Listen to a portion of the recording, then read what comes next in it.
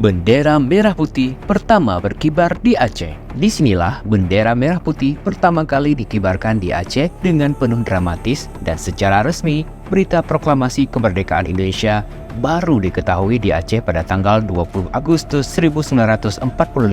Berita tersebut didapatkan para pemuda yang bekerja di kantor Hodoka atau penerangan dengan cara menyadap informasi yang berasal dari monitoring siaran radio Jakarta, lalu ditujukan kepada Teuku Arif sebagai Ketua Aceh Shu Sanghikai atau Dewan Pertimbangan Keresidenan di Kutaraja. Tanggal 24 Agustus 1945, pemuda mencoba menaikkan bendera merah putih di halaman kantor Aceh Shukemobu atau kantor polisi Jepang yang sekarang dinamakan Gedung Juang. Prosesi penaikan bendera merah putih pada saat itu seketika membuat tentara Jepang marah, lalu diturunkan kembali oleh tentara Jepang dan digantikan dengan bendera berlambang matahari alias Hinomaru. Peristiwa naik turun serta gonta-ganti bendera antara Hinomaru dan merah putih membuat geram Muhammad Amin Bugis, seorang polisi putra Aceh.